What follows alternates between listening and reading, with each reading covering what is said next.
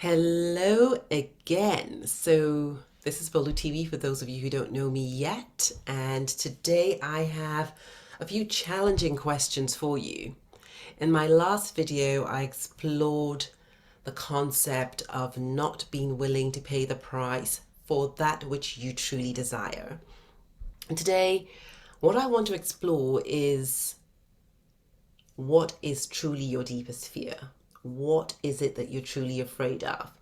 And I'm sure if I asked you that question, you'd probably say fear of failure, fear of criticism, fear of other people's opinions, fear of pain, etc. And those are all good. But it's deeper than that. It's deeper than that. And I propose to you that what you're truly, truly, truly in fear of is the fear of losing your ego construct. It's the fear of losing what has become comfortable.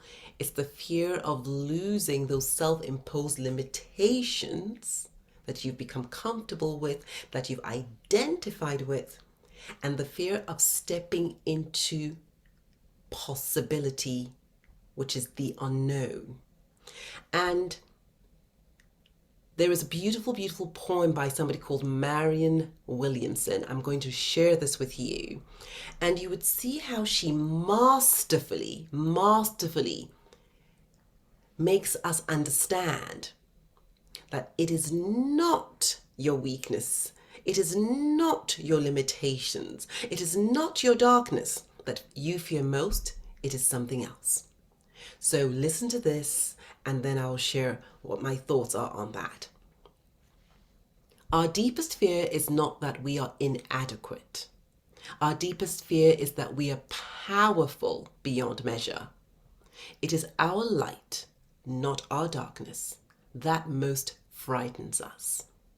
We ask ourselves, who am I to be brilliant, gorgeous, talented, fabulous? Actually, who are you not to be? You are a child of God. Your playing small does not serve the world. There is nothing enlightened about shrinking so other people won't feel insecure around you. We are all meant to shine as children do.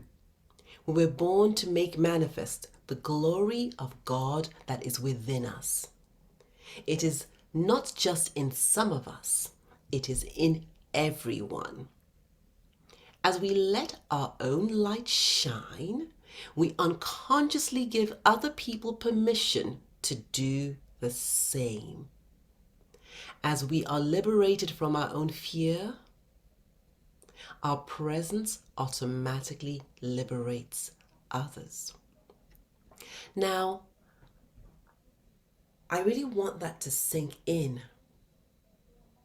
Can you imagine a world living like this?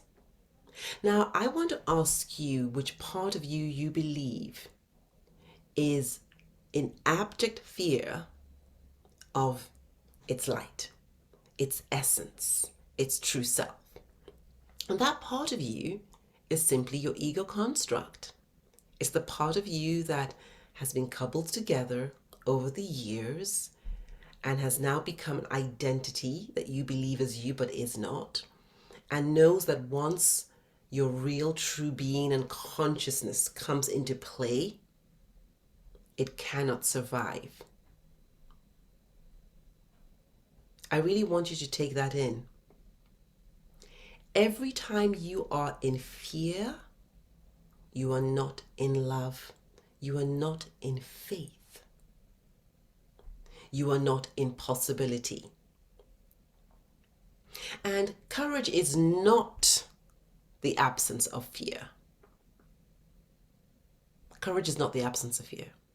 Courage is actually having the fear and still being able to move forwards.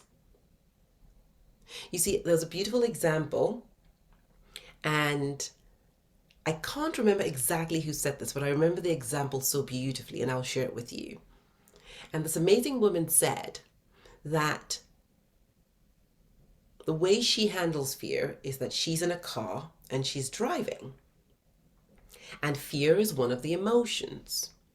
And so fear gets to sit at the back of the car, gets to put its seatbelt on, and gets to do as it's told.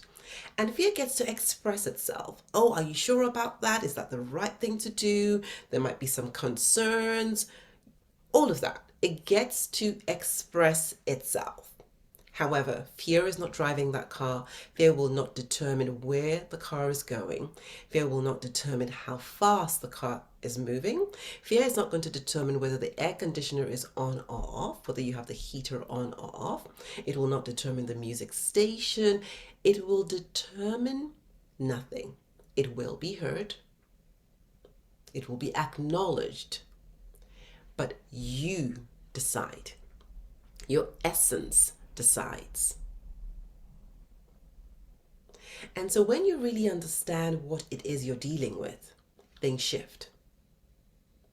When you actually realize that what you are resisting is your greatness, things shift. You think you're avoiding pain, but that's a smoke screen. What you're truly avoiding is stepping into your magnificent essence.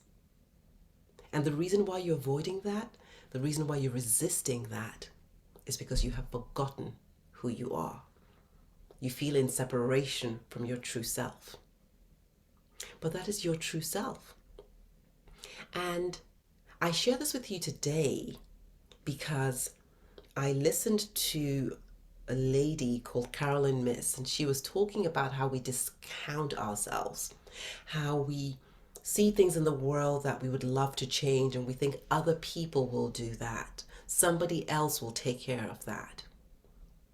How we simply live in this state of powerlessness, not believing that if we have noticed it, if it causes us grief or despair, then we can do something about it. We have the ability to do something about it. And that ability may range from creating a movement, creating a company, inspiring somebody to do so, or it could simply be a thought that you send. Because you are so powerful that your thoughts actually start to create a certain reality.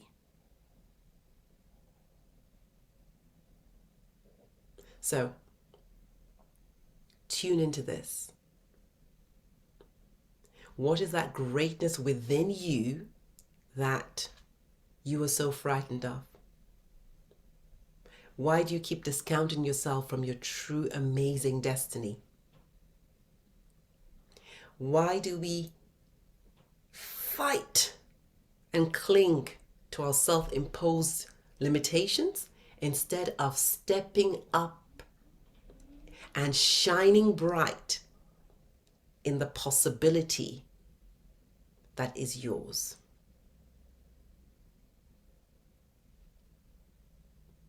It's all love and light from me to you. Till we meet again. Take care.